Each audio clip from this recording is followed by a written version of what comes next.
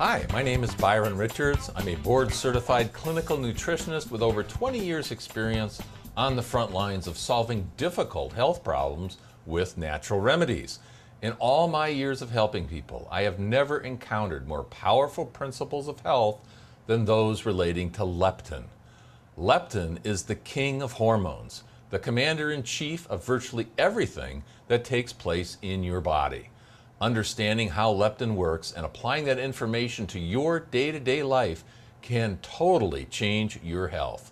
This is especially true regarding issues of weight management, thyroid function, stress, mental capability, inflammation, immunity, reproduction, and cardiovascular health. Leptin is actually a hormone, meaning that once it is released, it will travel to another area of your body to make things happen. Similar to the idea of placing a phone call to someone you wish to speak with and asking them to do something. In the case of leptin, it is actually made in your white adipose tissue or stored fat. This finding alone has revolutionized the entire field of endocrinology, as previously stored fat was just thought to be a warehouse for extra calories. Our new understanding means that your stored fat is actually a metabolic organ, much like your thyroid gland or adrenal glands. Once leptin is released from your fat, it enters your blood and travels up to your brain, delivering a message as to how much fuel you have on hand. When your brain answers the leptin phone call and listens to the message, it tells you how fast you can run your metabolism based on how much gas is in your gas tank. In a sense, the leptin phone call to your brain is like a gas gauge in your car. You have no way to see how much gas is in your tank. You rely on the gauge before you pull over and fill her up. Likewise, your subconscious brain has no way to see how much stored fat you have on hand. It relies on the leptin gauge to determine your state of overall nutrition and fuel reserves. If the leptin gauge is reading low, it means eat more. When you've eaten enough, leptin levels rise, and the leptin gauge in your subconscious brain now says your tank is full, resulting in a full signal. One of the most basic leptin problems encountered by any person who is overweight is that their leptin gauge is sticky, or in more advanced cases, broken. This means that you will have a subconscious drive to eat more food than you really need in order to feel satisfied.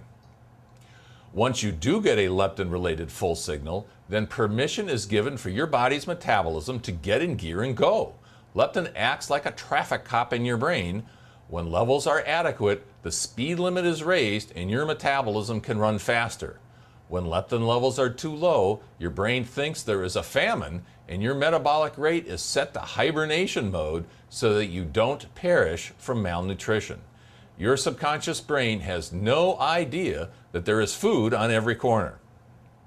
Since leptin is controlling the rate your body makes energy, and since energy is needed by everything in your body to do anything, leptin issues are core to your survival and your health. This is why leptin is so powerful and why I call it the king of hormones. Now, most people will eat until they get a full signal, and many people who are overweight ignore their internal full signal and eat compulsively until all food in sight is gone. This means they are responding to environmental cues, something I call the seafood diet, meaning any food that is seen will be eaten. Unfortunately, this type of adverse eating behavior actually causes the leptin gas gauge to become sticky, which means you will feel compelled to eat more and more food than you truly need just to get a full signal. This exact problem is tormenting millions of Americans. There is little wonder why we have an obesity epidemic on our hands. What I have described to you thus far are some of the very basic concepts of how leptin works. As it turns out, leptin also plays a major role in regulating the function of your brain, the function of your immune system, and the coordinated efforts of all other hormones in your body, including thyroid function, adrenal function, and stress, and reproductive function. Even though there are now over 14,000 studies relating to leptin in the scientific literature, many of you may have never heard of leptin before. The reason for this is rather simple. Most of the research on leptin has been done to make leptin drugs for weight loss, and such drugs simply don't work. As you can guess from such a large number of studies, it is not for a lack of research effort. The discovery of leptin is an interesting story itself. Back in 1994, scientists at Rockefeller University were able to show that a particular strain of obese mice lacked a gene that prevented them from making an important hormone, which they later named leptin. Lacking this gene, the mice had no control over their body weight or feeding behavior. These mice became 3 times the weight of normal mice, developed type 2 diabetes, lost reproductive function, and always wanted to eat. The researchers synthesized leptin, and when they gave it to these mice, they lost all their extra weight, became undiabetic, went back to normal reproductive function, and developed a normal appetite. The science community thought this would be the greatest weight loss discovery of all time, and in many ways you can say that it is, but not in terms of giving leptin drugs to people. This is because only a handful of people are like the mice who are unable to make leptin at all. 99.9% of the overweight population make way too much leptin from their extra pounds of fat. All this extra leptin actually clogs leptin function, sort of like a traffic jam, and induces a problem called leptin resistance, which means that even though there is far too much leptin, it isn't getting into your brain correctly, and thus your brain is behaving just like the mice that don't make any leptin at all.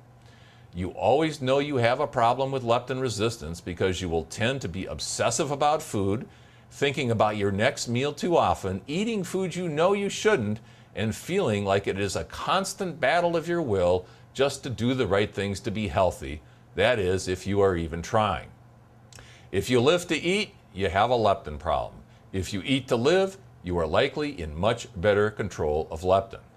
At any rate, you obviously can't give a leptin drug to someone who already has too much leptin, a problem that continues to baffle those who are looking for the next pharmaceutical blockbuster weight loss drug.